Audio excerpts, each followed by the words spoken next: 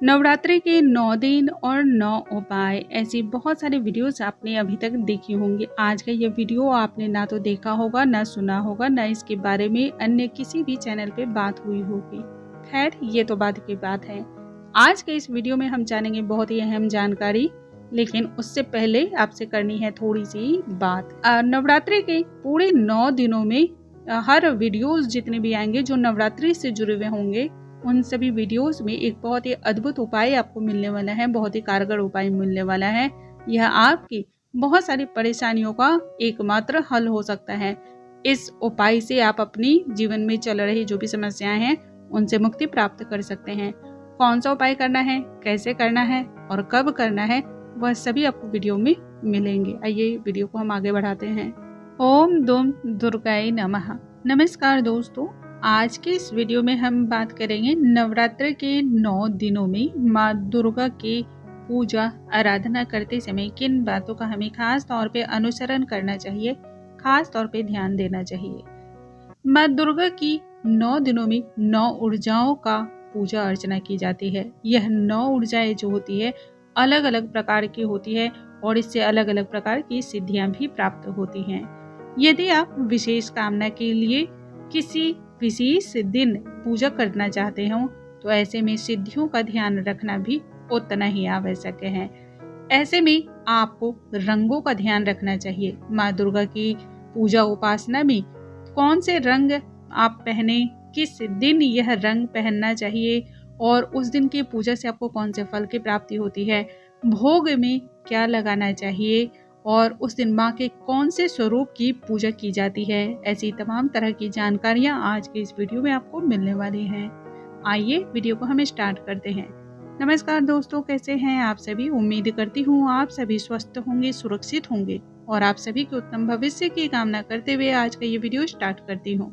नवरात्रि का यह पावन और अद्भुत पर्व आप सभी के जीवन में बहुत सारी खुशियां लेकर आए। आपकी जो भी कामनाएं हो वह कामनाओं की पूर्ति हो और इसके साथ ही माता रानी सदैव सभी पर अपनी कृपा दृष्टि बनाए रखे। जीवन में जो भी परेशानियां हैं, संकट है, वह सभी दूर करे। इस कामना को करते हुए आज का ये वीडियो स्टार्ट करती हूँ। दोस्तों, नवरात्रि के 9 दिनों में माता रानी की उपासना की जाती है, माँ दुर्गा की आराधना की जाती है। प्रत्येक दिन माता रानी के अलग अलग स्वरूपों की पूजा की जाती है।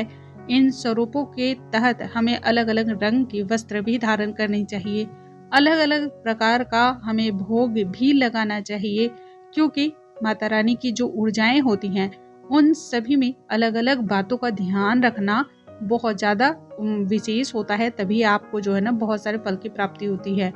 इसमें माँ दुर्गा के लिए, माँ दुर्गा की आराधना करने के लिए, उनकी कृपा प्राप्त करने के लिए दुर्गा सप्तशती का पाठ किस प्रकार से और कौन सा अध्याय करने से आपको विशेष फल की प्राप्ति होगी, वह सभी वीडियोस में आज के आपको मिलने वाली है। माँ दुर्गा के 9 दिनों में सबसे पहले यानी कि प्रथम दिन जो पूजा की जाती है वह माँ शैलपुत्री की जाती है। इस दिन आपको दुर्गा सप्तशती के प्रथम अध्याय का पाठ करना चाहिए। माँ दुर्गा के प्रथम अध्याय का, दुर्गा सप्तशती का यदि पाठ करते हैं तो यह मानसिक विकारों को दूर करती है। यदि कार्य में किसी भी प्रकार की अड़चन आती है तो उसे भी यह खत्म करती है। माँ आपकी समस्त परेशानियों को हरण करती है। माँ दुर्गा की उपासना करने के लिए इस दिन आपको नारंगी रंग के वस्त्र धारण करना चाहिए और इस दिन आपको माता रानी को गाय के घी का भोग या फिर कलाकंद, दूध से बनी हुई मिठाइयाँ या घी से बनी हुई जो भी मिठाइयाँ होती है उनका भी भोग आप लगा सकते हैं। नवरात्रि के दूसरे दिन माँ ब्रह्मचारिणी की पूजा की जाती है। ब्रह्मचारिणी देवी की पूजा करने से किसी भी प्रकार के झगड़े, मुकदमे या अन्य किसी भी प्रकार का झूठा यदि आरोप है, गलत आरोप है, तो उस पर आपको विजय की प्राप्ति होती है। इससे आपको पूर्ण फल की प्राप्ति होती है। इसलिए नवरात्रि के दूसरे दिन दुर्गा सप्तशती के दूसरे अध्याय का पाठ आपको बहुत ज्यादा फल प्रदान करने वाला होता है। इस दिन आपको सफेद रंग के वस्त्र धारण करके और माता रानी की पूजा करनी चाहिए। माता रानी को भोग में चीनी या फिर चीनी से बने हुए जो भी मिठाइयाँ होती हैं, पंचामृत, शक्कर, इसका भोग लगाना चाहिए। नवरात्रि के तीसरे दिन माँ चंद्र घंटा की पूजा अर्चना की जाती है। माँ चंद्रघंटा की पूजा करने से शत्रुओं से छुटकारा प्राप्त होता है। इस दिन दुर्गा सप्तशती के तीसरे अध्याय का यदि आप पाठ करते हैं तो अकारण ही यदि आपको कोई शत्रु बन रहा है और उससे आपको नुकसान हो रहा है तो उस नुकसान से भी आपको मुक्ति मिल जाती है। यदि आपको यह पता नहीं चल पा रहा हो कि आपका शत्रु कौन है, तब आपको इस दिन का पाठ करने से यह भी पता चल जाता है कि आपका शत्रु कौन है। तीसरे दिन माता रानी की पूजा करने के लिए आपको लाल रंग के वस्त्र धारण करना चाहिए और माता रानी को भोग में दूध की बनी हुई बर्फी या फिर खीर का भोग लगाना चाहिए। चौथे दिन आपको माँ दुर्गा के कुष्मांडा स्वरूप की पूजा करनी चाहिए। माँ कुष्मांडा संपूर्ण इच्छाओं को पूर्ण करने वाली मानी जाती है। इस दिन आपको दुर्गा सप्तशती के चौथे अध्याय का पाठ अत्यधिक फल प्रदान करता है। यदि आप कुष्मांडा देवी की पूजा करते हैं तो इससे आपको भक्ति में मन लगता है और साधना के और भी ज्यादा आप नजदीक होते हैं। समाज कल्याण में आपका बहुत बड़ा योगदान होता है, इसलिए चौथे दिन पूजा करने से आप सामाजिक कल्याण हेतु अनेक प्रकार के कार्य करते हैं। इस दिन आपको नीले रंग के वस्त्र धारण करना चाहिए और माता रानी को भोग में मालपुए का भोग जरूर लगाना चाहिए। नवरात्र के 5वें दिन आपको स्कंद माता की पूजा करनी चाहिए। स्कंद माता के रूप में हमें माता रानी का ध्यान करना चाहिए। स्कंद भगवान कार्तिकेय को कहा जाता है और माता रानी स्कंद यानी कि कार्तिकेय की माँ है, तो इस स्वरूप में माँ की पूजा अर्चना की जाती है। 5वें दिन आपको विशेष करके दुर्गा सप्तशती के 5वें अध्याय का पाठ बहुत अधिक फल प्रदान करता है। यह आपको श्रद्धा, भक्ति, शक्ति और भगवान के और भी ज्यादा नजदीक आपको लेकर आता है।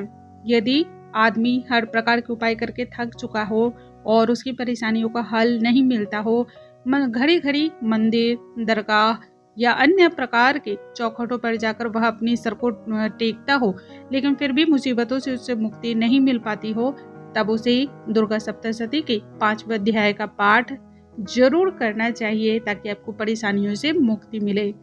इस दिन आपको माता रानी की पूजा के दौरान पीले रंग के वस्त्र धारण करना चाहिए और भोग में केले का भोग उन्हें बहुत अधिक प्रिय माना जाता है, तो केले का भोग लगाना चाहिए। माता रानी की छठे दिन जो पूजा की जाती है वह माँ कात्यायनी की पूजा की जाती है। माँ कात्यायनी की पूजा करने से हर प्रकार के डर, भय, शक और जो भी बाधाएं होती हैं वह सभी हट जाती हैं। इस दिन दुर्गा सप्तशती के छठे अध्याय का यदि आप पाठ करते हैं तो इससे यदि आपकी कुंडली पर आपके ऊपर राहु या केतु से जुड़ा हुआ किसी भी प्रकार का प्रभाव है जिससे आप बहुत परेशान हैं, तो उससे मुक्ति मिलती है। तंत्र, मंत्र, जादू, टोना, इस प्रकार का यदि कोई भी भय आपके अंदर है या किसी ने कुछ कर भी रखा है, तो इस पाठ को करने से तमाम तरह की परेशानियां दूर होती हैं।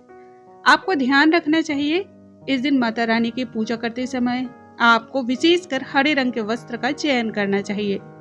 हरे रंग के वस्त्र को पहनकर जब आप माता के कात्यायनी स्वरूप की पूजा करते हैं तो माता बहुत अधिक प्रसन्न होती हैं।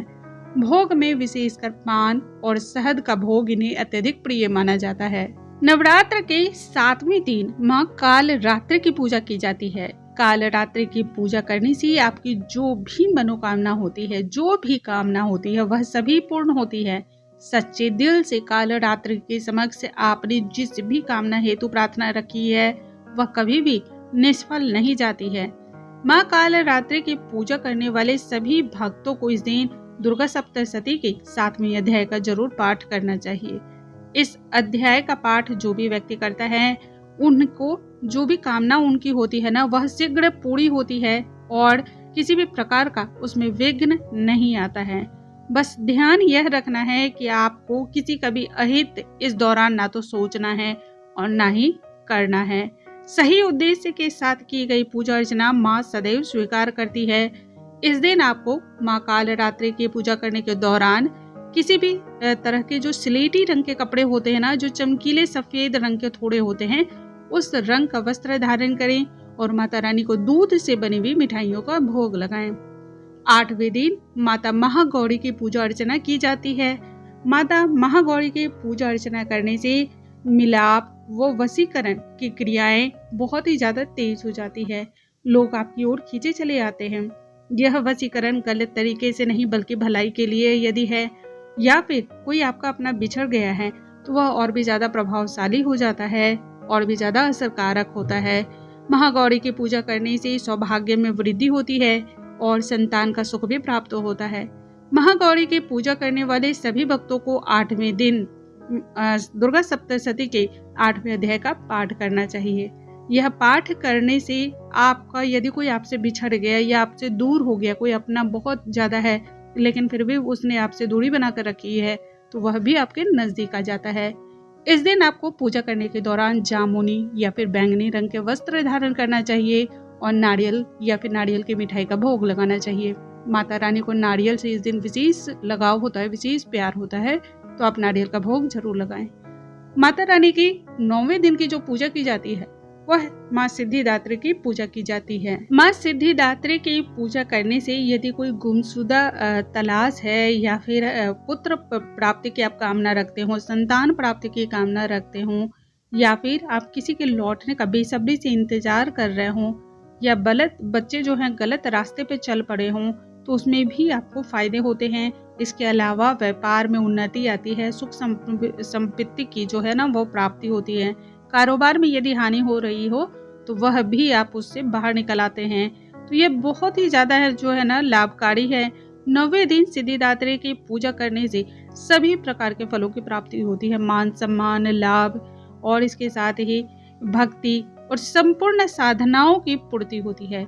इस दिन माता रानी की पूजा करते समय आपको मयूर रंग के यानी कि जो मोर के पंखों का रंग होता है उस रंग के वस्त्र धारण करना चाहिए और भोग में हलवा, पूरी, चना और तिल का भोग विशेष करके लगाना चाहिए। अब जानते हैं आज के विशेष उपाय, आज के अद्भुत उपाय। खासकर यह उन लोगों के लिए है जिनका वैवाहिक जीवन बहुत ही ज्यादा दुखी है, वैवाहिक जीवन में खुशियां बिल्कुल ही नहीं है। अनेक प्रकार के उपाय करने के बावजूद भी दाम्पत्य जीवन जो है ना बिल्कुल तनावपूर्ण रहता है, आपसी सामंजस्य नहीं है। दाम्पत्य जीवन में यदि क्लेश है, परेशानियां हैं, तब नवरात्रि के मंगलवार के दिन या फिर शनिवार के दिन किसी भी एक दिन पान के पत्ते पर जो चिकना ओर होता है ना, चिकनी तरफ सिंदूर से जय श्री राम लिखें और इसे हनुमान जी के मंदिर में ले जाकर के उनके हाथों में रख दें। उनके चरणों में यह नहीं रखना है, याद रखेंगे उनके हाथों में रखना है। इस उपाय को करते समय आप उनसे अपनी प्रार्थना जरूर करें, अपनी परेशानियां जरूर बताएं। जल्द ही आपके जीवन में वैवाहिक खुशियां जो है ना वह भर भर कर आने वाली हैं। जो तनाव है उनसे मुक्ति मिल जाएगी और दाम्पत्य जीवन में ढेर सारा प्यार और स्नेह बना रहेगा। उम्मीद है आज का यह वीडियो आप सभी को बहुत अधिक पसंद आया होगा। ऐसी और भी जानकारियों के लिए हमारे चैनल पे बने रहें। अगले वीडियो में हम एक नई जानकारी के साथ फिर से मिलेंगे, तब तक के लिए नमस्कार दोस्तों।